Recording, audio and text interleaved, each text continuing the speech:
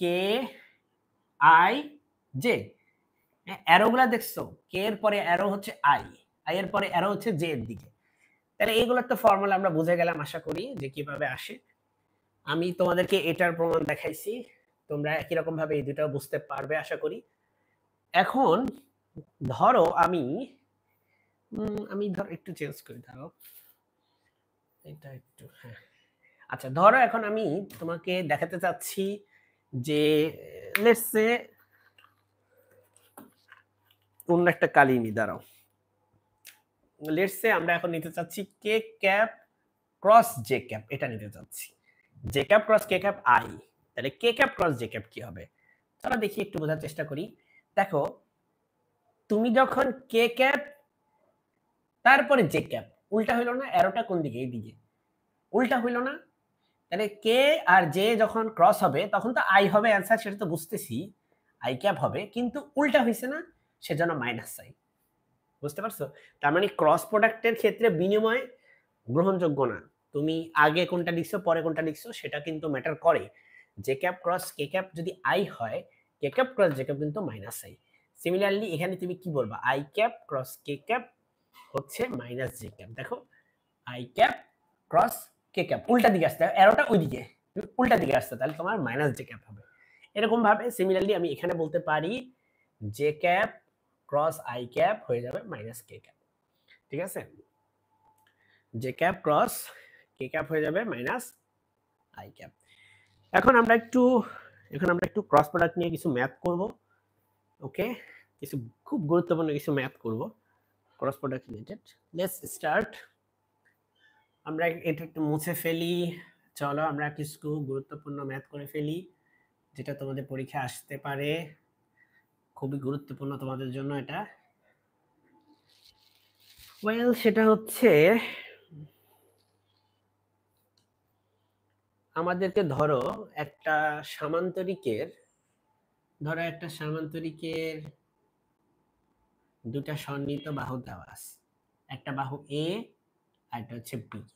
ওকে, দুইটা বাহু দেওয়া আছে একটা সামান্তরিকের, দুইটা এরকম এটাকে বলে সন্নিহিত বাহু।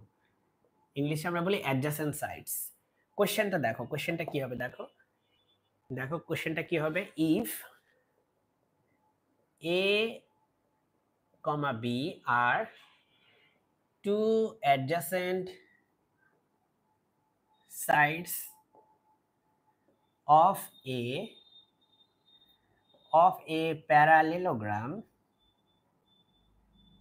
then find the area of the parallelogram and also find the area of the triangle formed.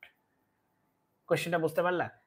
প্রথমে কি বললাম আমি, যে যদি এ আর বি এই দুইটা হচ্ছে দুইটা অ্যাডজাসেন্ট সাইড হয়, দেখো সন্নিহিত বাহু হয়, এবং তারপরে বলছি যে তাহলে যে প্যারালেলোগ্রামটা তৈরি করে দুইটা সন্নিহিত বাহু নিয়ে, সেই প্যারালেলোগ্রামের এরিয়া বের করবা। এই যে এরিয়াটা বের করবা।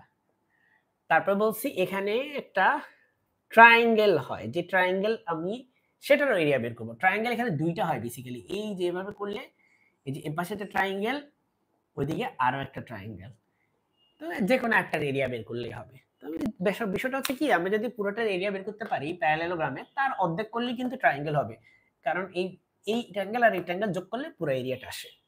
ঠিক আছে? আবার ওই দুটো ট্রায়াঙ্গেল আবার সমান।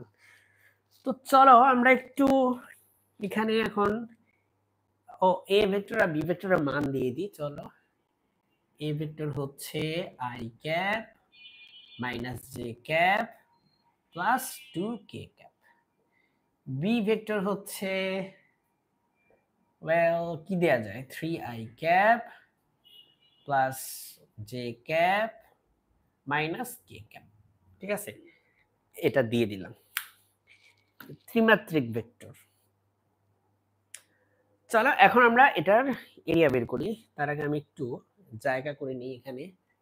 এখানে একটু জায়গা তৈরি করতে হবে আমাকে। আমি যেহেতু আমাদের আসলে এটা তুমি বুঝতেছো যে এখান থেকে কি বুঝাচ্ছি, যে প্যারালেলোগ্রামের এরিয়া বের করতে হবে, তারপর হচ্ছে এই ট্রায়াঙ্গেলের এরিয়া বের করতে হবে।